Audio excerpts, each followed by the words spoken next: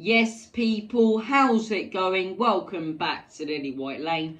Hope you're doing good, hope you're keeping safe and well, and hope you're having a smashing and fantastic Tuesday evening. It's match day tomorrow. The boys are set to take on Brighton away from home by the seaside in a must-win game, in all honesty. It's an absolutely massive game. Huge game for our top four hopes as Arsenal, hopefully, and I say hopefully because they're playing some bloody good stuff at the minute, will drop points against Liverpool. And I say will, hoping that Liverpool do us a favour. Please, Liverpool. After all the pain you've inflicted to us Spurs fans with the Champions League final, you know, with the losses we've had to in the past, I'd say that really cost us our top four hopes or our title hopes. Please do us a favour and go on and beat these lot and keep us in this top four race. But look, it's not just about that. We need to get the job done tomorrow as well, in what's a massive game for Tottenham Hotspur. We're not just here to talk about the game, we're here to talk about other things that have been happening surrounding the club in the last couple of days, and especially today. Tottenham Hotspur today, as I say, have been linked with Memphis Depay.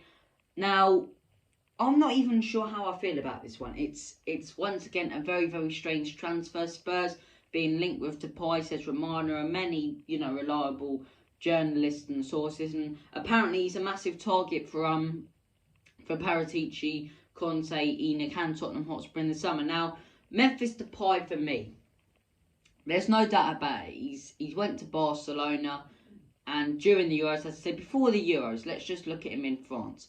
Let's be honest, he wasn't doing too well. The world had sort of forgotten about Memphis Depay as a football player, like many other football players in the past. Look, he was just sort of forgotten about when he was playing for, I believe it was Olympique Lyon in France. I'm not too sure, but he was just sort of forgotten about as a football player. And then he had an absolutely fantastic Euros, despite his team getting knocked out in the round of 16. Definitely one of the players of the tournament, the way he passed the ball, the fluidity in his game. And he really showed he can play against some top teams, as I say. So look, a brilliant Euros from him. And he's went to Barcelona and he's sort of been very on and off. He's had a couple absolute blinds in games, but then the next game he can really disappoint you and be slow. Now, I don't think he has that consistency, and when the one thing Tottenham Hotspur needs is consistency in the team right now, someone who can rely on with a little bit of experience every single game to do their job, I don't really think Memphis Depay works. And plus, for me, I don't see why we're going for strikers. I really don't. There's so many other positions we need to prioritise in instead of strikers. Can't get my words out tonight. But look, I'd love a creative midfielder. Doesn't really fit in with Conte's system. So other targets we need, probably a new left wing back. Our biggest target should be a new right wing back or a new right back. And for me, that guy is the guy Tottenham Hotspur have been linked with in the last couple of days, Jed Spence. Now, I know I've just said you want someone reliable and not really a young player and someone experienced, but I'll make an exception for this guy. Currently playing for Nottingham Forest in the Championship, and he's proved against the top teams in the FA Cup, against the Leicesters, against the Arsenals, and he's proved in the Championship that he is Premier League level in my eyes. He looks an absolutely phenomenal youngster. I believe he's only 20, 21, and he just looks absolutely brilliant. So positionally aware, as I say, got good pace about him, good control. The way he just runs down that wing, and every time he gets the ball, wants to whip it into the area. That's exactly what Spurs need. And for me, this guy, unlike Memphis Depay, who's very inconsistent, and we don't really need him because we've got enough strikers. For me, this guy fits so well into Conte's system. When it comes to Conte's system, two of the most crucial positions, as I say. Now, they're always crucial positions on the football field, but especially when you're playing a 3-4-3 or a 3-5-2, you're relying on your wing backs. You really are, especially a 3-4-3, because we've got two midfielders who aren't really creative. So our way of sort of scoring goals and putting the ball in the back of the onion bag is from crosses from the wing backs. And at the minute, that's why we're probably not scoring the goals we want, because the wing backs are so inconsistent. Doherty can have a fantastic game and then a real poor one. Royale, for me, simply isn't good enough. Reguilon, once again, inconsistent. Has a great game against Everton.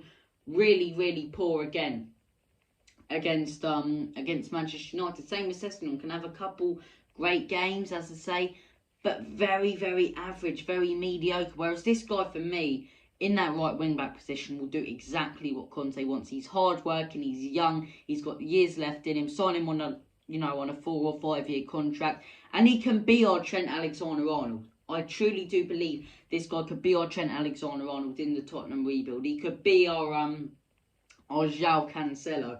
He is that good. The way he played against Arsenal when they beat him 1-0 and knocked him out the cup, and the way he played against Leicester when they beat him 4-1. Remembering they're a championship side, Forest. A championship side. And they knocked out a really decent team in the Premier League with the likes of Jamie Vardy, James Maddison, and a team that is, for the last couple of seasons has been challenging for Champions League football. The fact they scored 4 goals against them and DJ Spence was responsible for 3 shows how good this player is. He scored 1, I believe he got a couple of assists in that game. I cannot praise this guy enough. World class. And if we're looking for a reliable right wing back, someone who, doesn't hesitate to get the ball in the box, a real physical young player who can really develop into a Trent Alexander-Arnold sort of player who will be loyal to the club, he's spot on. He is absolutely spot on for me. I'd love DJ Spence at Tottenham Hotspur. But look, those are the two transfer rumours that have been going about today. Another sort of talking point or rumour. Well, I say rumour, it's sort of been confirmed, this interest, as I say. So the last couple of days we've heard from reliable journalists that PSG have been interested in Fabio Paratici. But Fabio Paratici, the Don himself, has declined any interest. Declined any interest from PSG and has shown that he's fully committed to Tottenham Hotspur. And some people don't realise how important that is. You bring in Paratici and Conte, they go together like pie and mash. They really do, as I say, they've got the same sort of interest in football players, Italian, both from the same nationality. As I say, worked together closely when Paratici first joined Juventus. And like I say, Conte said so many times before when he was targeting a player at Inter Milan and Paratici would take him away. Very, very good sporting director. And it goes to show that probably the team on paper, which has the best players in the world right now, a team that dominates the French league and has, a shitload of money, in all honesty, probably more than Manchester City and Newcastle combined. The fact he's turned that down to commit to a team that's probably not going to get Champions League football shows how loyal this man is. And I absolutely love that. He could be at PSG, loving life, signing the next Neymar, the next Messi, the next Mbappe when he leaves to go to Madrid in the summer, because they've got shitloads of money that they can spend. But instead, he's decided to commit to Tottenham. And like I say, it's massive.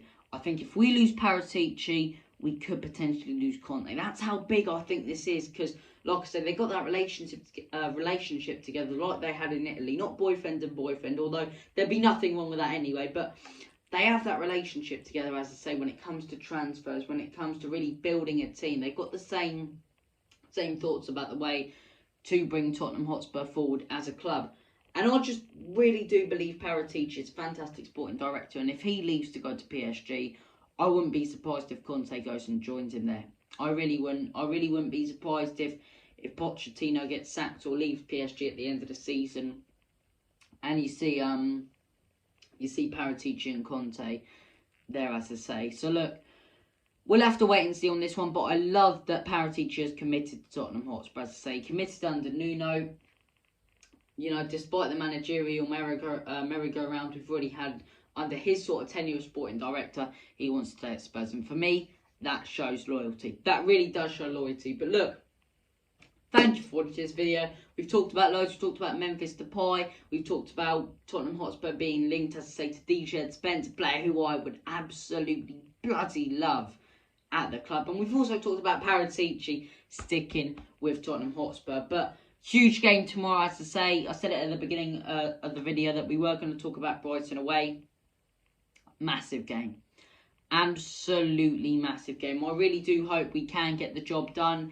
And for me, the results tomorrow when it comes to Arsenal, Liverpool, when it comes to us and Brighton, will sort of decide the way this top 4 race is going to go. If Arsenal beat Liverpool, which is highly unlikely considering Manchester City dropped points on Monday, but if they do, considering they've been on good form, and we draw or lose to Brighton, we could go 9 or 10 points off them.